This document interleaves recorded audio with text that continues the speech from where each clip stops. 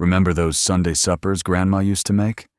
When the whole family gathered round without even thinking twice. These weren't just meals, they were rituals. They told stories, fed souls, and brought generations together.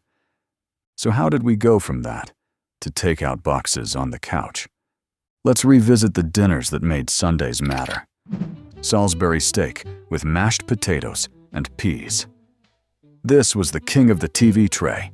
If you grew up in a southern home during the 70s, there's a good chance this made a regular appearance, either homemade or courtesy of a tinfoil Swanson tray.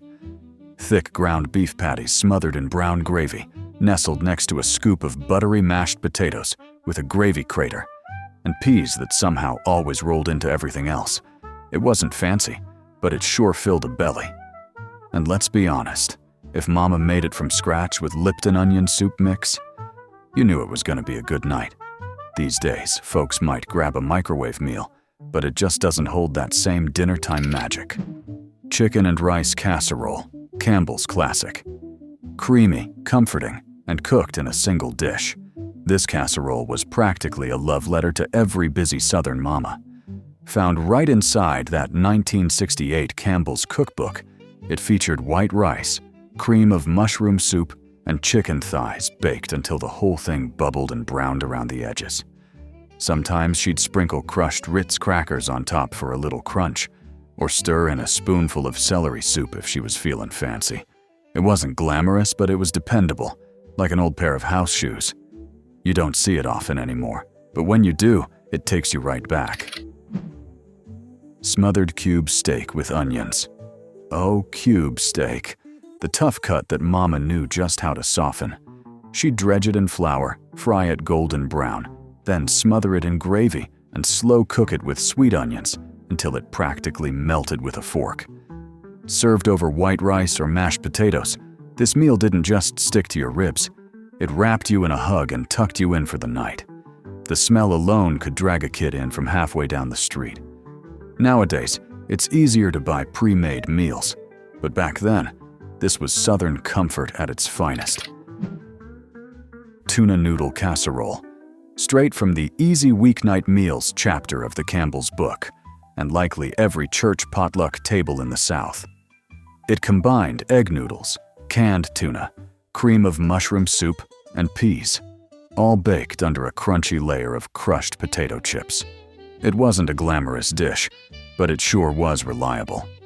Kids might have groaned, but Mama knew she could whip it up with pantry staples, and somehow, it always stretched to feed an extra mouth or two.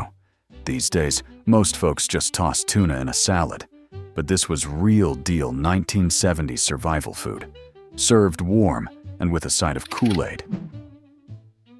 Chicken and dumplings. Now here's one that never went out of style in the South.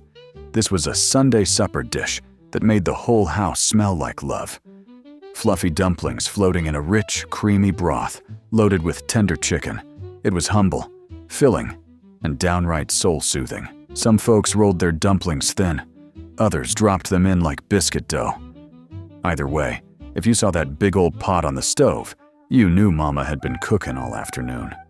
Today, you might find a boxed version in the freezer aisle, but nothing touches the real thing. Tomato soup meatloaf, Campbell's twist. Ah yes, the meatloaf with a secret.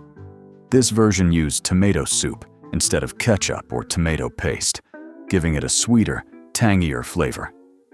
It came straight from the Campbell's book and often had oats or crushed crackers to stretch the meat just a little further. Baked until the top caramelized just right, it was served in thick slices with green beans or corn on the side. It might have been humble, but it was hearty. And even if you didn't love it, you ate it, because there was no dessert until your plate was clean. Baked spaghetti, a Southern favorite that lived somewhere between pasta night and casserole comfort. Mama would cook up spaghetti noodles, mix them with ground beef, tomato sauce, and maybe a little cream cheese or sour cream if she had some to spare. Then she'd bake the whole thing under a crust of shredded cheddar, mozzarella, or even plain old American cheese slices. The edges always got nice and crispy, and the flavor was better the next day. You don't see this much anymore outside of reunions and church potlucks, but it sure deserves a comeback. Stuffed bell peppers. These colorful beauties were weeknight royalty. Green bell peppers stuffed with a mix of ground beef, white rice, tomato sauce, and maybe a handful of breadcrumbs. Mama would bake them until the peppers softened and the tops browned just a little. They looked fancy on the plate, but they were pure comfort food inside.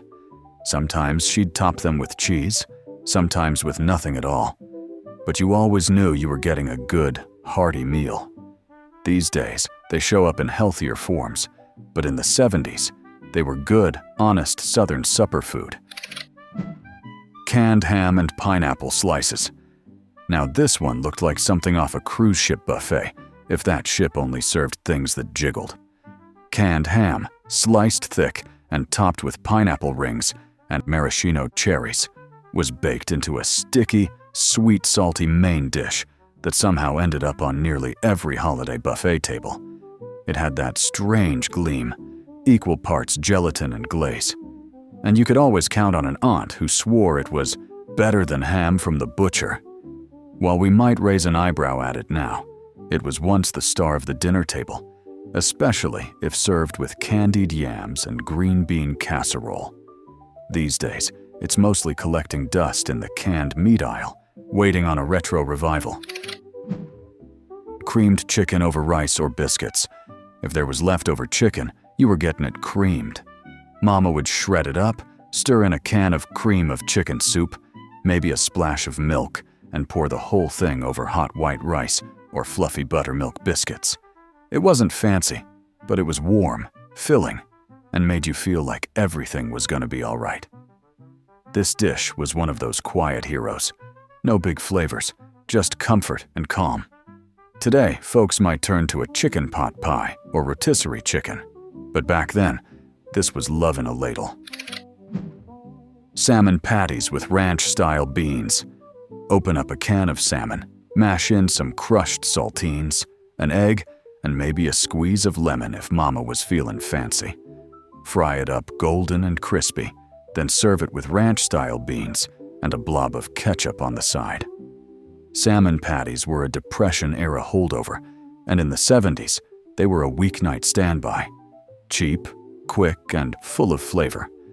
Well, if you liked canned salmon. These days, they've been pushed aside for grilled fillets and salmon bowls, but every now and then, that crispy patty still calls out from the past. Oven-fried chicken. Oven-fried chicken was a game-changer in Southern homes. Instead of sweating over a hot stove, cooks could rely on Betty Crocker's clever twist. Chicken coated with crushed cornflakes or cracker crumbs, brushed with melted butter, and baked until golden. This recipe was revolutionary, not just because it cut down on grease, but because it let moms everywhere reclaim their hosting duties. Instead of hovering over the stove, they could pop a tray in the oven and get back to setting the table. Plus, it freed up the stovetop for all those sides that made a Southern spread legendary. Vats of baked beans, macaroni salad, maybe even a pot of greens. These days, folks often opt for drive-through or deli chicken, but nothing will ever compare to the homemade version. Classic potato salad. Let's talk about the potato salad that didn't need a dozen trendy ingredients to be perfect. Just potatoes, eggs, a little celery, and a creamy dressing that could make even the most hardened Yankee ask for seconds. In the 60s, this salad was more than a side. It was a peace treaty at family reunions. Every family had the best version. And woe unto the cousin who tried to outshine Aunt Sylvia's secret mustard blend. The color was usually pale yellow, the paprika was mandatory, and the bowl had to be chilled within an inch of its life. There was no skimping on mayo. Some folks added sweet pickles, others swore by dill, and some kept a box of instant potato flakes on hand, just in case, though that was spoken of in hushed tones. It was reliable, hearty, and somehow always gone by the time you got back for seconds. Served in an enamelware bowl on a folding table, it didn't need any frills. These days, Folks often turn to store-bought potato salads, but they can't hold a candle to the real thing. Deviled eggs. If Southern gatherings had a currency, deviled eggs were high dollar. Neatly halved, perfectly piped, and dusted with a whisper of paprika, these little bites vanished faster than a June bug at a frog party. In the 60s, deviled eggs weren't just an appetizer. They were a rite of passage. You learned to peel eggs without pockmarks, mash yolks to silky perfection, and argue over whether relish belonged in the filling. It did. Probably. There was always one aunt who brought the deviled egg platter with the little indents and never left it unattended. Kids snuck them when backs were turned. Adults tried to pace themselves and always failed. They were humble, homespun, and full of flavor. These days, deviled eggs come pre-packed at the grocery store. But it's just not the same without the squabble over who gets the last one. Bisquick hot dog rolls, pigs in a blanket. Before frozen party appetizers were a thing, Bisquick hot dog rolls were a mom's best trick.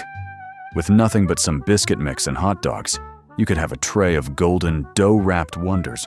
They were crispy on the edges, soft in the middle, and perfectly suited for dunking in whatever condiment was within reach. In the 60s, they were hailed as budget-friendly fun, and they lived up to the hype. No toothpicks, no fancy dips, just handheld joy in every bite. They could feed a crowd or distract a bunch of rowdy cousins, and there was always that one kid who bit the ends off first, like some kind of reverse squirrel. These days, folks grab the frozen kind in a bag, and no judgment, but homemade just hits different. Skillet fried corn. This was the corn that didn't need a cob to be the star. Cut fresh off the ear and tossed in a skillet with bacon grease or butter, or both. This dish was pure Southern cookout alchemy. The kernels got golden, just a little bit chewy, and kissed with flavor that no microwave packet could touch. Grandma would sometimes toss in a pinch of sugar or a dash of black pepper, depending on her mood. And you'd swear you could taste her mood too. Served in a cast iron pan right from the stovetop, it was rustic and proud of it. It went with everything. There's a rhythm to scraping the bits from the bottom of the pan that no nonstick surface can recreate. Nowadays, folks go for frozen or canned corn more often, but this skillet version still lives rent-free in a lot of memories. Macaroni picnic salad. This was the dump it in and stir salad that somehow always turned out right. A box of elbow noodles, a few leftover ingredients, a prayer, and boom, you had enough food to fill a wash tub. It was tangy, creamy, and always served cold. If it had peas and cheddar cubes, even better. Some versions included ham or chopped egg, and if it was made the night before, heaven. Moms loved it because it was cheap. Kids loved it because it was carbs and mayo, and everyone knew not to question what was in it. Just be grateful it showed up. In the 60s, it wasn't about measurements, it was about instinct and convenience. These days, most folks opt for pre-made tubs from the deli, but back then, macaroni picnic salad came from love and whatever was in the crisper drawer. Coleslaw supreme. This wasn't just cabbage, it was cabbage with swagger. Coleslaw supreme had just enough sugar to count as dessert in a pinch, plus a creamy dressing that could soothe any piece of spicy barbecue. The cabbage was shredded by hand, the carrots were grated, and the mayo. Some versions added pineapple for flair, others stuck to vinegar and celery seed. Either way, it was a necessary contrast to all the meat and starch. In the 50s and 60s, coleslaw wasn't optional, it was expected. And it had to be good. No watery mess, no bitter bite, just cool, creamy balance. People forget that coleslaw used to be a dish of pride. You knew who brought the good stuff, and you didn't waste your appetite on imposters. These days, you'll find plenty of tubs on supermarket shelves, but they rarely bring the same kick or the same love. Angel biscuits. Somewhere between a dinner roll and a biscuit, Angel biscuits rose with yeast, but baked with the flakiness of a pie crust. Buttery, golden, and light as a hymn, they earned their name honestly. They were soft enough to cradle honey, sturdy enough to sandwich a piece of sausage, and fancy enough to show up in a breadbasket with a doily. Pineapple upside-down cake. There was a time when every good Southern cook kept a can of pineapple rings in the pantry just in case company came calling. And when they did, out came the cast-iron skillet and the jar of maraschino cherries. Pineapple upside-down cake was more than dessert. It was edible drama. You started with melted butter and brown sugar, arranged the fruit like stained glass, and poured the golden batter right over the top.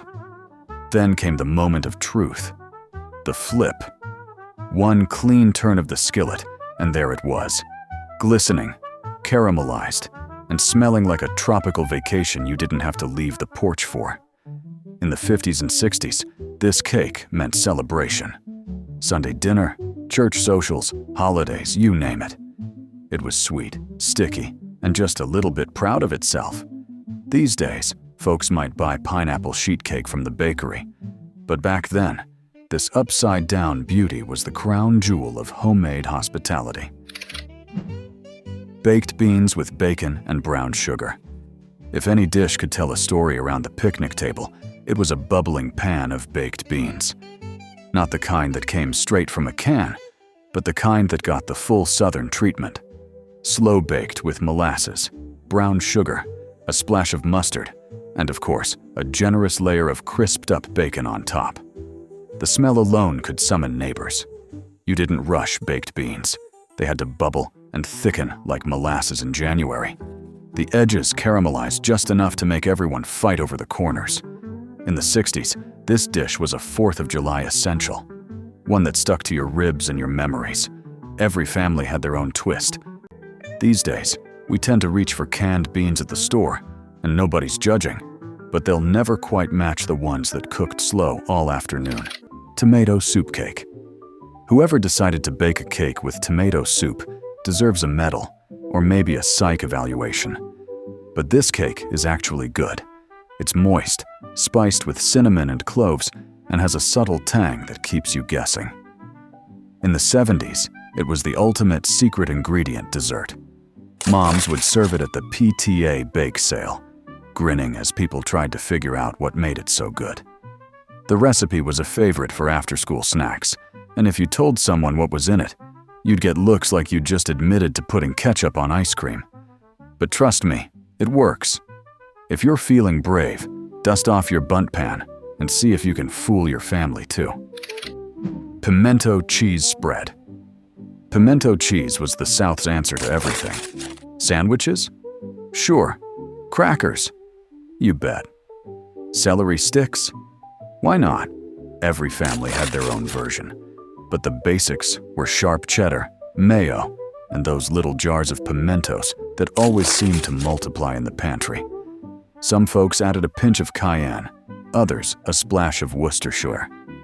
The result was a creamy, tangy spread that could turn a plain lunch into a party. It was the original house special, and it's still the only food that can unite a room faster than a winning bingo card. Chicken a la king on toast. This dish made every home cook feel a little bit fancy, even if the closest they got to royalty was a deck of cards. Chicken a la king was the ultimate way to dress up leftover chicken. Just toss it in a creamy sauce with mushrooms and peas, then ladle it over toast points. The whole thing came together in a flash, but looked like you'd spent all afternoon at the stove. In the 70s, this was the go-to for surprise guests or company nights. If you wanted to impress, you'd add a sprinkle of paprika or a splash of sherry. It's proof that sometimes a little sauce goes a long way. Tuna noodle skillet. Before one-pot meals were a trend, tuna noodle skillet was already winning hearts and saving time. Canned tuna, egg noodles, peas, and a can of cream of mushroom soup. Stir it all together, and dinner was done before the commercials ended. The best part?